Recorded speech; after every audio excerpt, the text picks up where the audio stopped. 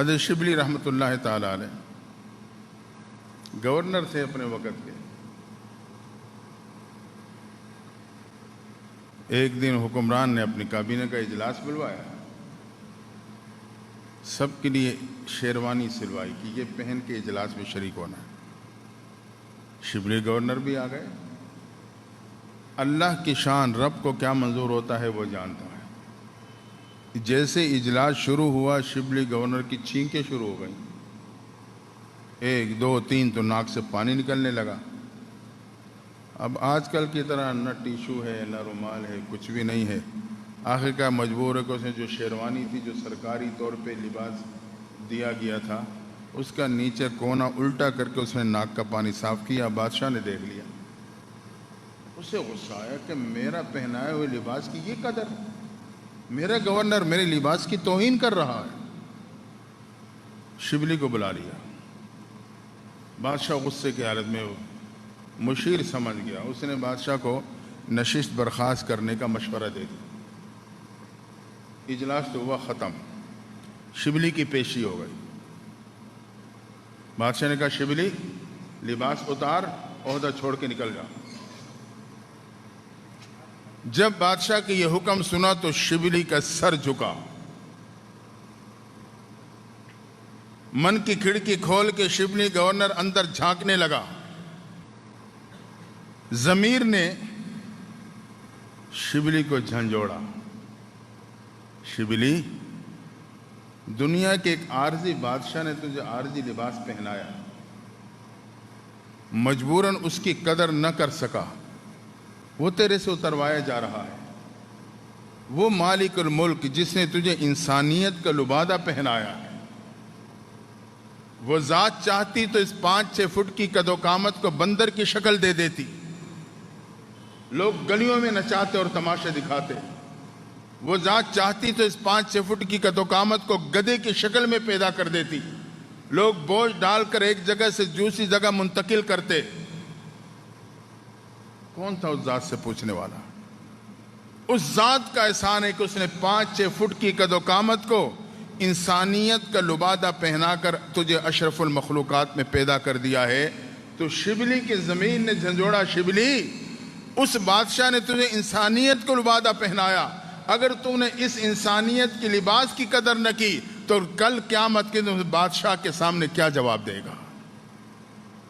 بس یہ بات دل میں آ رہی تھی, دل کی دنیا پلٹ گئی. شیروانی اتاری, گورنری کے عہدے سے مستعفی ہوئے, نکل گئے. اب راستے میں جا رہے ہیں, سوچ رہے ہیں شبلی کہاں جائے گا, جائے گا تو کہاں جائے گا. اللہ کی شان دل میں بات آ گئی. حضرت جنید بغدادی رحمۃ اللہ تعالی علیہ یہ اس دور میں خانقاہ میں بیٹھ کے اللہ اللہ کی محنت کرتے تھے, لوگوں کے دلوں کو اللہ کے نام سے معطر کرتے تھے. شبلی کے دل میں بات آئی کہ حضرت کی خدمت میں اپنے آپ کو پیش کر دیتا ہوں. پہنچ گئے, حضرت کی خدمت میں اپنے آپ کو پیش کیا. حضرت آپ کی خدمت میں حاضر ہوں, اپنے آپ کو پیش کر رہا ہوں, بس میں اپنی اصلاح چاہتا ہوں. حضرت نے دیکھا کہ وقت کا گورنر رہا ہے, گورنر کے مزاج تو منوانا ہوتا ہے, ماننا تو ہوتا ہی نہیں. تب پہلے تو اس پہ محنت کرنی پڑے گی, پھر جا کے وہ سلسلہ آگے بڑھے گا. جو سچا طالب ہوتا ہے وہ پھر اپنے سٹیٹس کو برقرار نہیں رکھتا, بحال نہیں رکھتا. جب وہ مرید بن گیا, اس نے اپنے آپ کو پیش کر دیا, پھر اس کا اپنا سٹیٹس اپنے بڑوں کے سامنے پھر نہیں ہوتا. میں تو فلاں ہوں, مجھے تو فلاں مقام ملنا چاہیے, فلاں توجہ ملنی چاہیے. تو شبلی گورنر تھا لیکن طلب میں سچا تھا, اپنے آپ کو بس پیش کر دیا. تو حضرت نے نفسیات کو سمجھا, اس کی تربیت کے لیے, اصلاح کے لیے دکان بنا کے دے دی خانقاہ کے ساتھ. یہ گندک اور اس قسم کی چیزیں جو زمینداروں کی استعمال میں آتی ہیں وہ مال ڈلوا دیا. اور اس میں ایک حکمت تھی تاکہ ایسے گاہک کی اس سے واسطہ پڑے جو آپ نہیں تو کر کے بات کریں گے. اس کی جو کیفیت ہے وہ ٹوٹے گی۔ دکان بنا دی، شبلی گورنر بیٹھ گئے، اب اسی قسم کے لوگ آ رہے ہیں، کوئی تو کر کے بات کر رہا ہے، کوئی کیسے بات کر رہا ہے۔ اب یہ اپنے طلب میں سچے تھے، برداشت کرتے رہے۔ بھئی میں نے تو اپنے آپ کو پیش کر دیا، اب علاج جس طریقے سے ڈاکٹر کرے گا وہی میرے لیے بہتر ہوگا، کوئی چو چرا نہیں۔ ایک عرصہ گزرا اسی میں، جب حضرت نے محسوس کیا سال 1.5 سال بعد کہ اب دل کی زمین ہموار ہو رہی ہے، تو وہاں سے اس کی تشکیل ہٹائی، کہا اب تو نے خانقاہ میں آنے والوں کی جوتے سیدھے کرنے، بس وہاں کسی اور کی ڈیوٹی لگا دی۔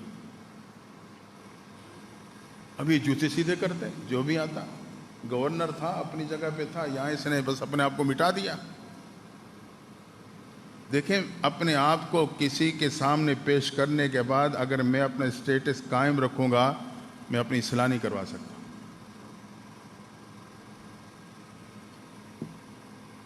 عاجزی، من تواضع للہ رفعہ اللہ، جس نے اللہ کے لیے عاجزی اختیار کی، اللہ اسے بلندی عطا فرماتا ہے۔ ابھی جوتے سیدھے کر رہے ہیں، بس مرشد نے کہہ دیا میری ڈیوٹی ہے، میری اصلاح اس میں ہے، ڈاکٹر نے تجویز کیا ہے میرا علاج۔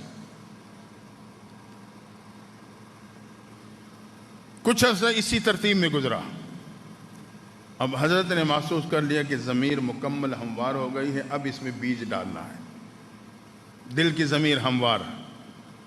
3 سال بعد اجازت دی کہ شبلی اب میرے مجلس میں بیٹھ سکتے ہو۔